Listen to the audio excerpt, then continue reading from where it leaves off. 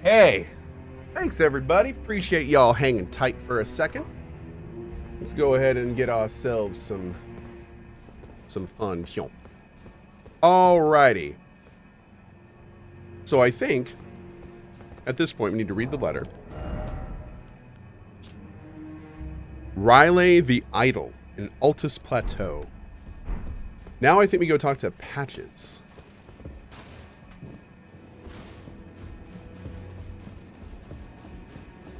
I've seen some streamers do multiple NG Plus runs to collect many larval tears and upgrade stones to be more flexible in one playthrough. Would you consider that option? Ask me towards the end of our mage playthrough. Hello. Well, honestly, for us, this is for you. Instead of piling on larval tears on one character, we're just doing multiple characters. So we're kind of doing the same thing, but we're taking a different approach. Yeah. You're new here at the manor, but if you complete the request, you can improve your standing. Relax. We're old friends. Time's come to pass the torch, right? Go on, break a leg then.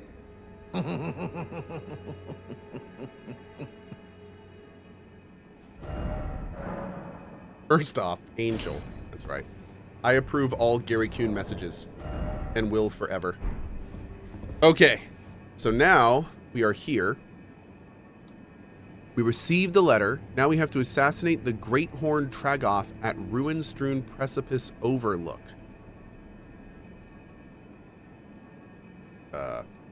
What?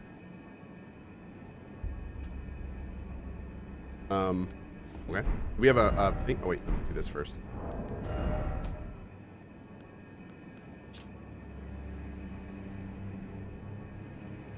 The Ruin-Strewn Precipice.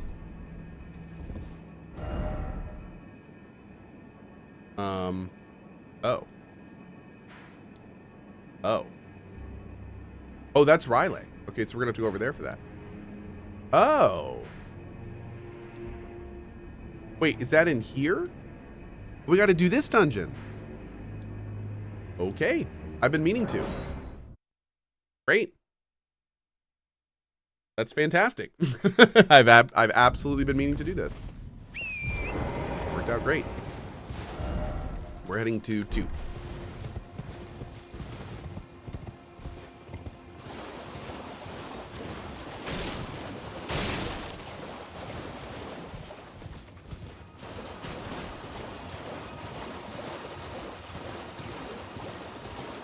Can you talk to the NPCs without killing them?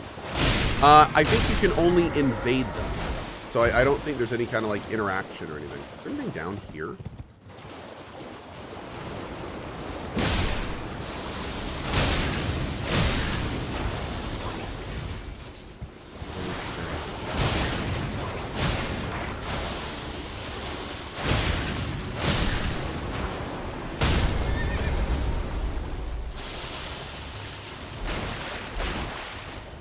That would have been a hella unfortunate way to die.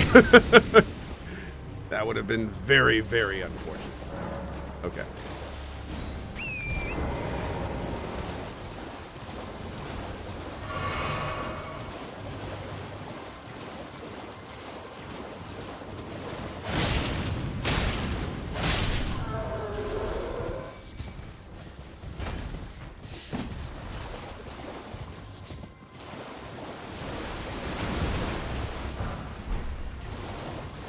Oh, soporific grease?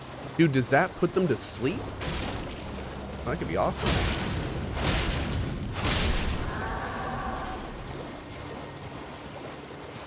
Nick Ultra, thank you so much for the 2 years, my man. Thank you, thank you. Use fire bombs on the shrooms cocoons. Thank you.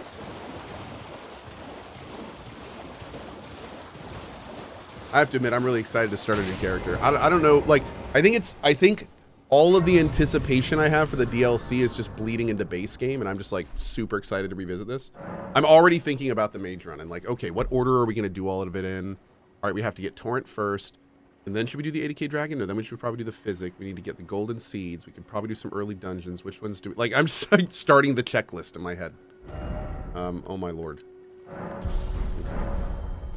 And I can't wait. Yeah, I'm really looking forward to playing it. I should make like a community checklist for you guys to help me with the mage run of things we need to do at the start of the game. I know the first thing we're gonna do is go get our girl. We're gonna go get Torrent. Then we're gonna get crafting. And then after that, should we get the physic or should we go right to Caelid and try to get the meteorite staff? Because we can just loot the meteorite staff. But rock sling comes off a boss, right? I think we have to kill a boss for rock sling, and that spell's gonna be like our bread and butter. Oh, we don't need to do that. Oh, it's just in Caelid as well. It's in the same place as the staff. Oh, fantastic. Okay, great. Okay, so we'll just go to Caelid first. What we'll do is we'll get Torrent, and then crafting, and then we'll get physic, and then meteorite staff and rock sling, and then 80k dragon, and then we win the game. That's it. We win the game. At that point, I think at that point we just get the game ending screen.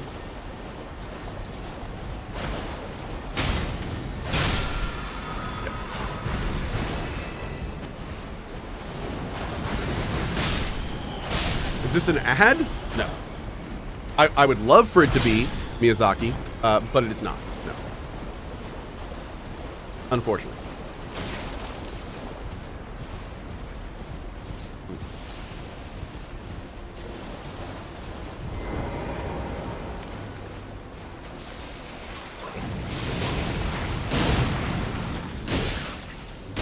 Yo, fire is great against them. Look at that. Dang, dude. That was some serious damage.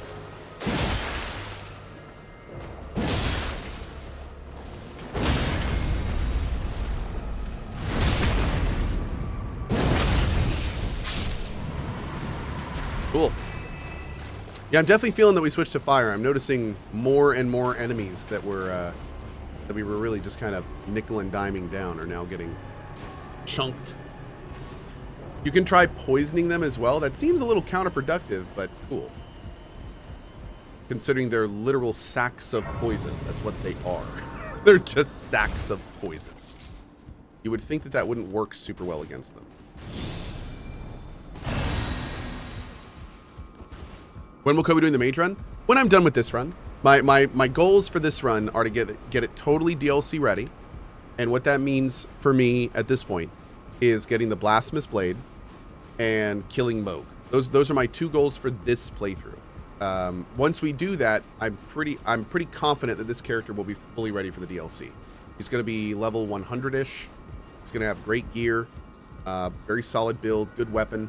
We may do a little bit of additional farming if I need like some somber stones, or if there's a specific spell I want for the DLC, like if I somehow don't get the spell Golden Vow, you know, maybe we'll go do that.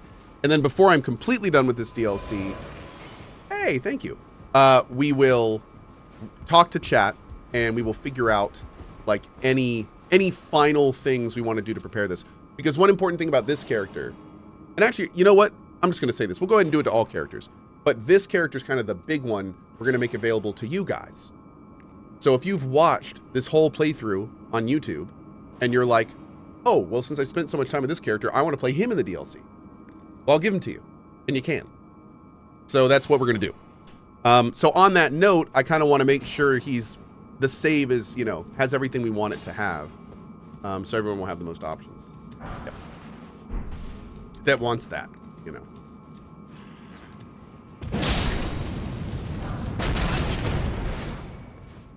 Okay.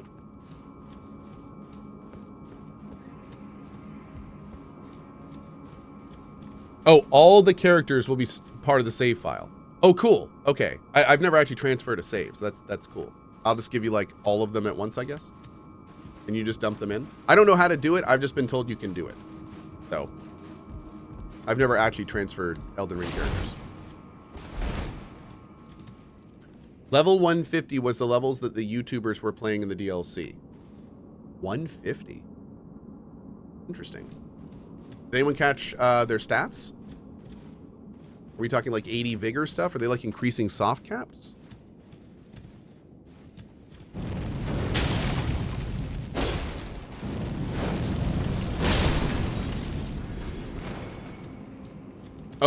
Oh, they did increase the health soft cap. So, oh god. So most likely that means all the others too. Well, actually, no, it doesn't necessarily mean that. I'm sorry. But it might.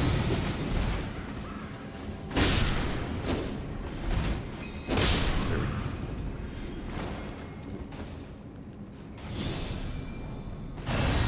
But some said it got too easy. Some of them recommended level 125.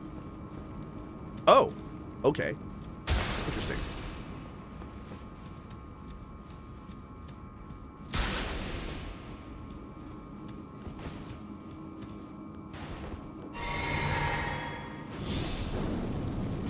Boop. God, that spell is so good. So good.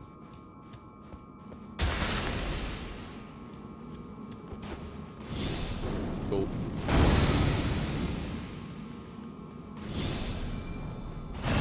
Hey, Bigby, what's up, dude? Oh! Yes, thank you. Please remind me to do that. That'd be great.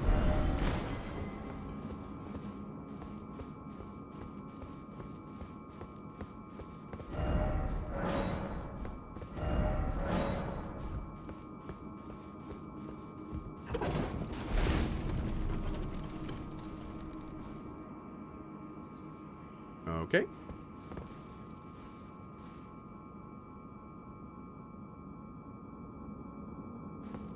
Had to check. Damn, that's a long one. Whew.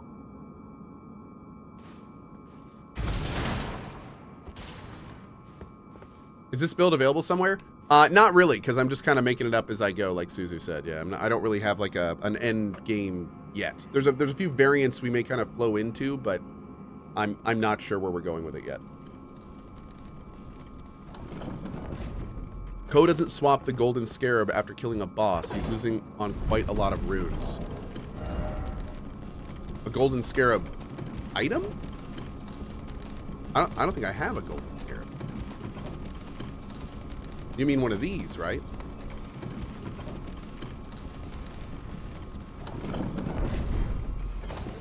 Yeah. Oh no! Well, that's crazy. My game crashed. I'm still giving you the subs.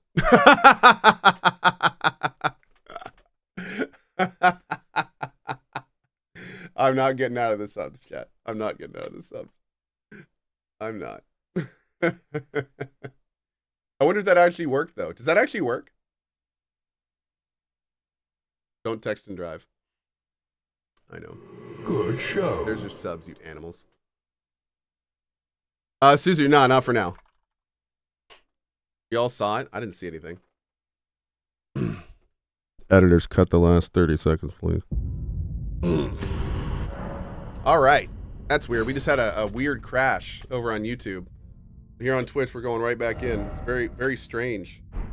I don't know what happened and why you didn't just see the last minute of footage. Just snapped to here because my YouTube guys definitely removed it because I asked them to, and it's definitely not there.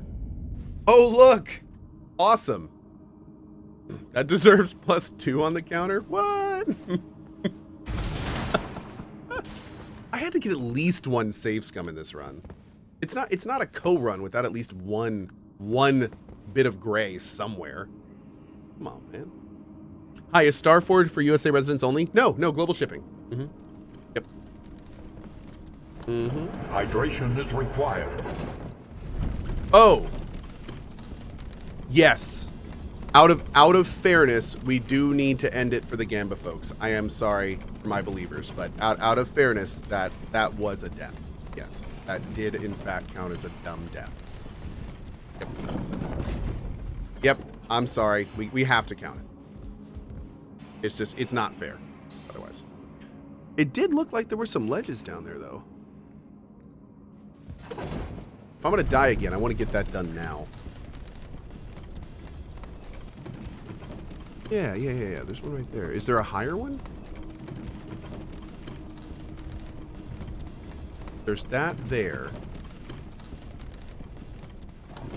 No, I think that's it. I think that's it. Okay. So in the interest of making it, so if I accidentally fall, I won't have a giant pit to fall down into. I am going to try to get it as we lower onto it instead of as we go up. Give me one sec. Okay. The hope here is that I'll be able to roll onto it without any issues, but if we fall going down, then I'll land on this platform instead of down that hole.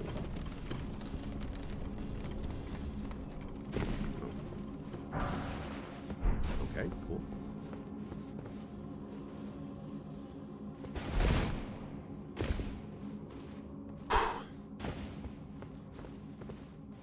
That's fine, right? That's fine. Yeah, see, it's fine.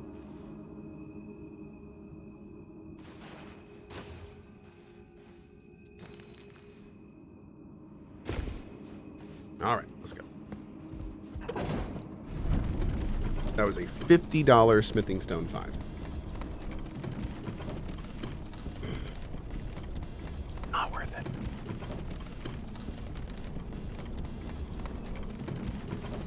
Good ROI on that one. Yeah. My finance bros are up in arms right now.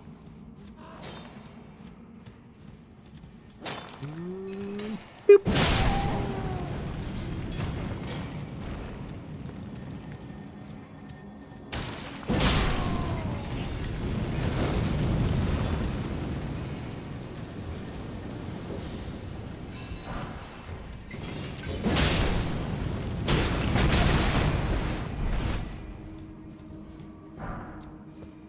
We're up to 6s, I want to say.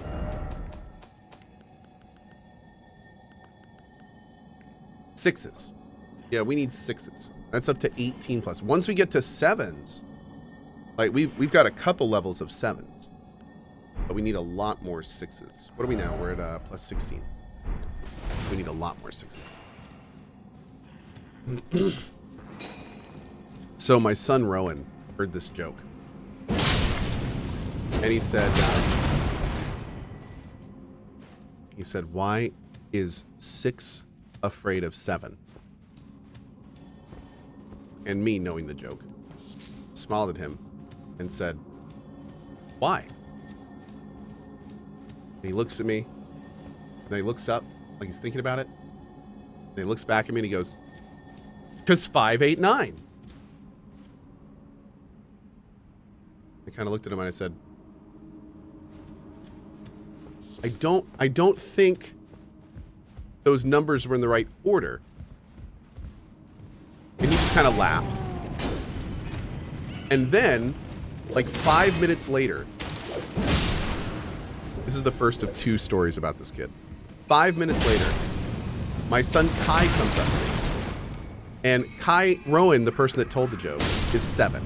And Kai, his younger brother, is 5. And the reason that's important is because any parent will tell you, when you have kids that are like that close together, the younger one tends to really model behavior off the older one. Because, you know, that's looks up to him a lot. So not 5 minutes later after Rowan tells this joke, Kai comes up to me with this big smile on his face. Hey, Daddy. Yes, Kai? Why is 1 afraid of 3? And I look at him and I'm like, whoa. Why is 1 afraid of 3? And while I'm sitting here looking at him, like, pondering what this could be, he's looking at me straight in the eyes, like, with a smile on the face, like, I can't wait to hit him with this. And I go, Kai, why is 1 afraid of 3? And without missing a beat, he goes, well, I have no idea. I was hoping you could tell me. And I just looked at him and was like, Kai, that's hilarious. Like, and then he just starts laughing and runs away. And I was like, how did you, like,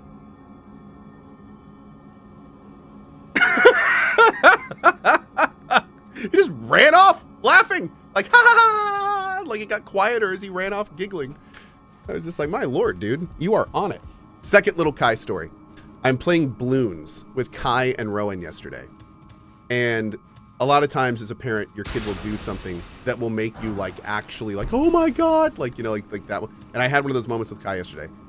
When he did this, I actually stood up from the computer, ran into Lena and told her what just happened. And what that was is that we were playing Bloons and Rowan was on my left side and he's played a lot more than me. So he has a lot cooler towers. And he just placed a tower. He's like, hey dad, look at this. And it was some evolved version of the Superman tower, the superhero tower. And I was like, whoa, that's cool. Check out this tower. And I upgraded like one of the towers. And Kai leans in and he looks at my screen and his eyes go wide. And in his little high-pitched 5-year-old voice, he goes, yo, that is awesome. And I just looked over at him and I said, did you just say, yo? He just looks at me and goes, yeah. And I was just like, you're everything. You are amazing. Like, oh my God. I wish so much I had been recording it at that time because that would have just been the notification for everything on the channel for the rest of his career.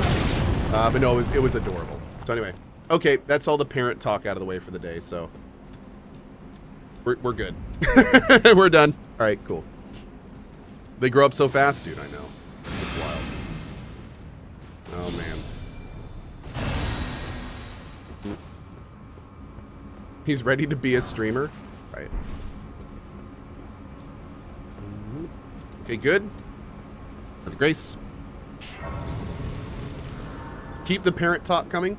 Well, I appreciate it, but it's more important that I keep the gameplay coming. We'll get the parent stuff in with the gameplay, because most people are here for that. Let's make sure that gets work before play, chat. I'm teaching my kids that work before play. That's right. It's real hard work putting these games on the stream for you, so I need to focus on that.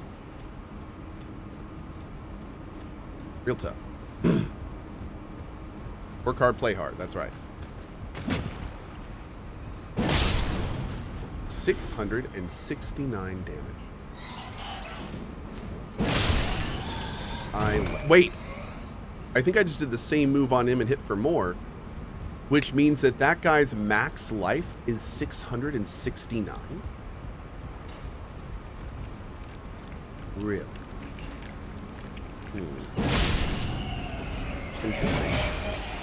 Interesting.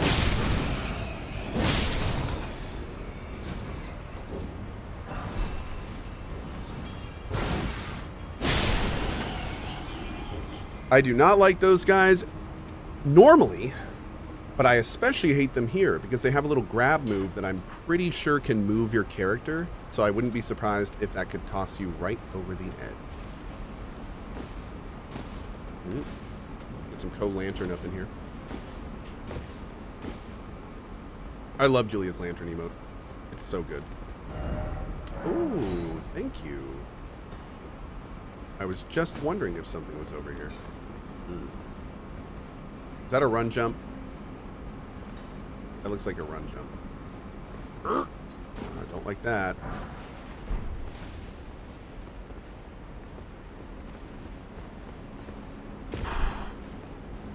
Okay. Would that be a gravity death or a bat enemy death? So we decided early when we split the counter that the death is based on what deals the final point of damage. So if an enemy throws me off a ledge, that is a gravity death. And you could argue the reason that makes sense is because a gravity death is essentially a death that is my bad positioning. It's my inability to position properly near a ledge. So if an enemy throws me off a ledge 9 times out of 10, it's because of my bad positioning. So it's you know, we can equate the gravity deaths as basically Cohh did not gravity well in general deaths. Be it positioning versus an enemy or a ledge or a jump or something. Giant, glaring skill issues is the short of it.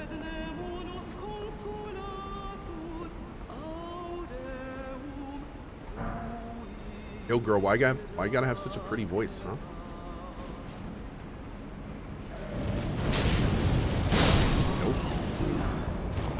doing that. I was going to say, I know there's more.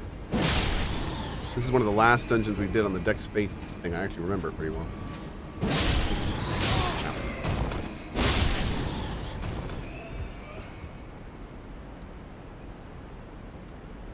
Okay.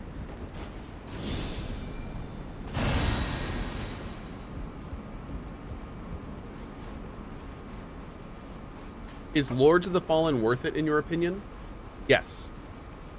The only slightly glaring thing I would say is make sure the recent performance enhancements worked on your machine. They did just make they have been making a bunch of enhancements to the performance issues that the game had on launch. And from what I've heard, they've improved it on lots and lots of machines, but there are still some issues on some. So that being said, just make sure that you're not affected there. It is on Game Pass, which means if you have Game Pass, you should definitely check it out there. But yeah, to say bluntly, like I really enjoyed Lords of the Fallen. I had a good time with it. I think the ending was terrible, but it's really one of those games that's more about the journey anyway. But yeah, I think it's a fine Souls-like. I had a really good time with it. I'm gonna play it again someday, most likely, especially if they do a big expansion or something, which I hope they do.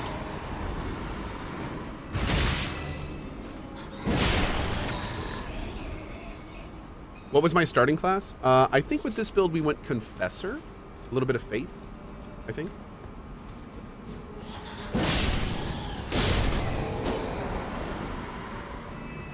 Good starting classes for this, though, are really anything tanky.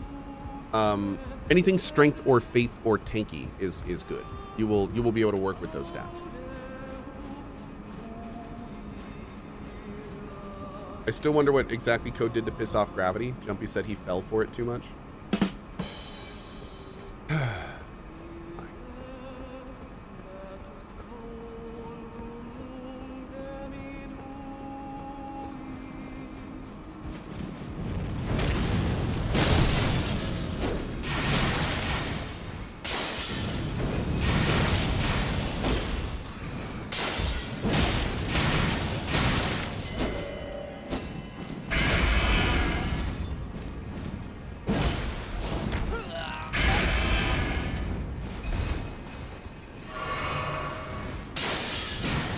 This girl is so difficult to hit.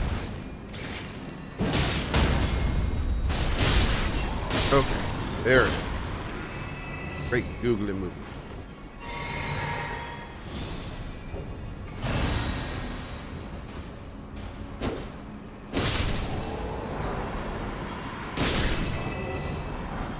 Okay. Back in the business. Use the range attacks. I try not to use range attacks. I don't like them. I use them very, very sparingly. I want to keep it that way.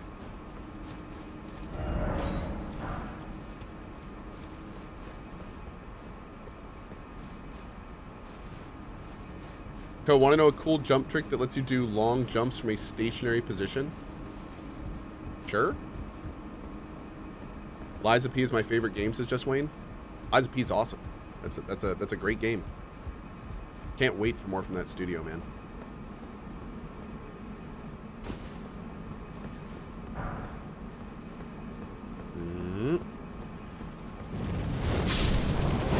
Oh, that works. Okay.